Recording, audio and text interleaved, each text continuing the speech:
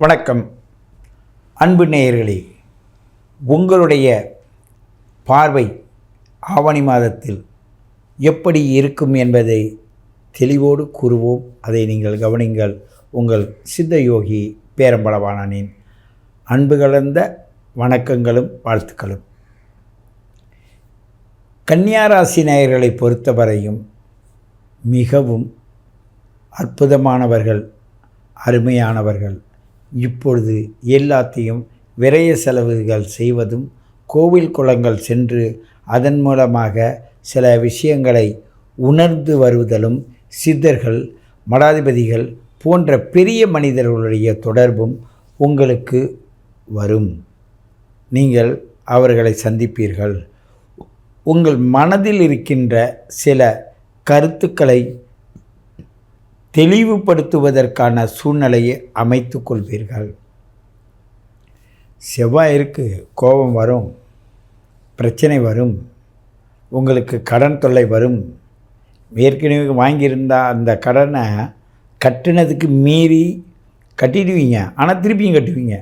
இல்லை திருப்பி கட்டலையான்னு சந்தேகம் வேறு வரும். உங்களுடைய ஒவ்வொரு விஷயத்திலையும் மிக மிக தெளிவாகவும் உறுதியோடும் மனப்பான்மையோடு செயல்படுவீர்கள்.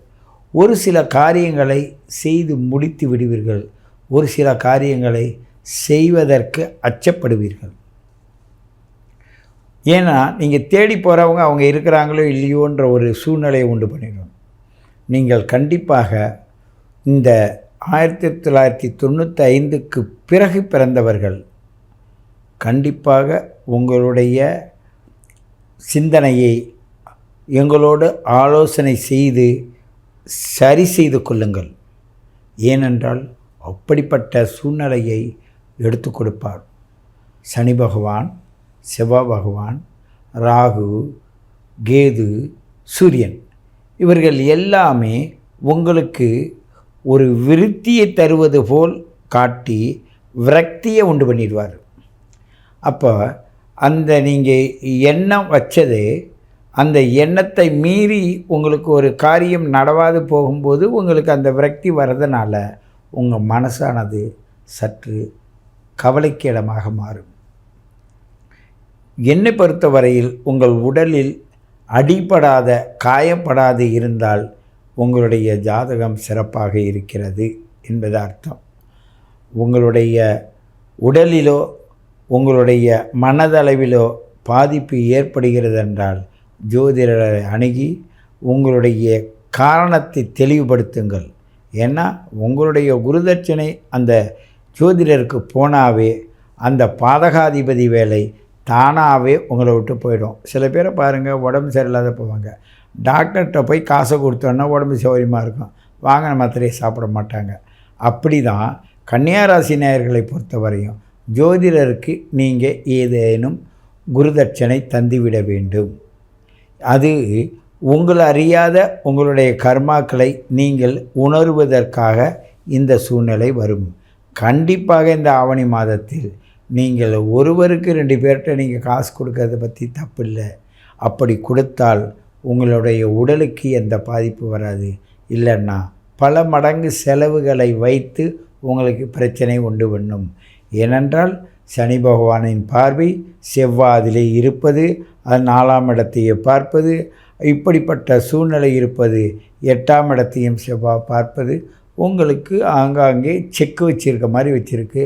உங்களுடைய 12ஆம் வீட்டு அதிபதி 12இல் இருப்பதனால், கேதுவோடு சேர்ந்திருப்பதனால அந்த இயற்கை இதுவரையும் பாதுகாத்து வந்த இயற்கை பாதுகாக்காது.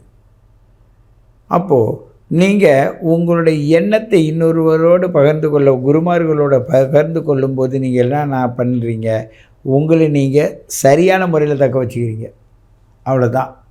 ஏன்னு கேட்டால் குரு சுக்கிரன் இந்த பக்கம் செவ்வாய், அந்த பக்கம் சனி, இவங்க 3 பக்கம் இருக்காங்க.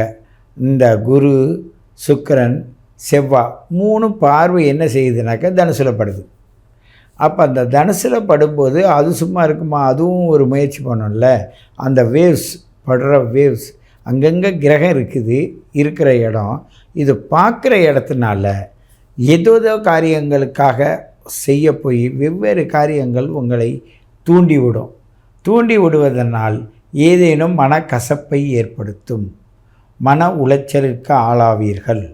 ஆகையினால் கன்னியாராசி நேயர்கள் இந்த ஆவணி மாதத்தில் மிகவும் கவனமாகவும் கட்டுப்பாடோடையும் இருக்கணும்.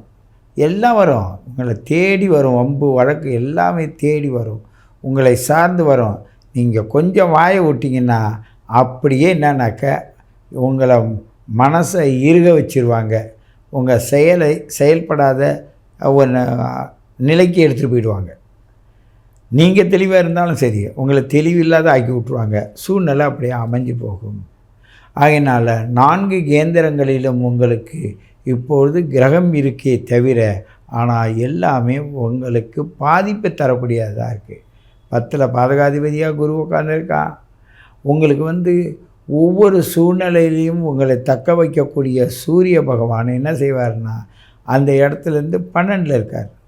ஆக தெளிவாக ஆவணி மாதத்தில் கன்னியாராசி நேயர்களுக்கு பலன் சிறப்பாக இருக்குதுன்னு சொல்ல முடியாது.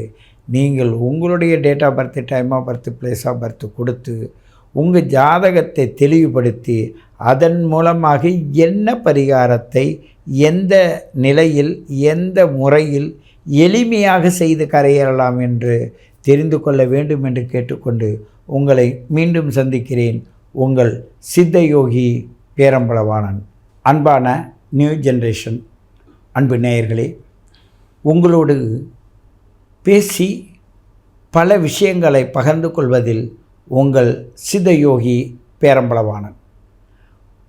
என்னுடைய 9710957060 பலரும் நிறைவான வழியில் கேட்டு பல விஷயங்களை தெரிஞ்சுக்கிறீங்க.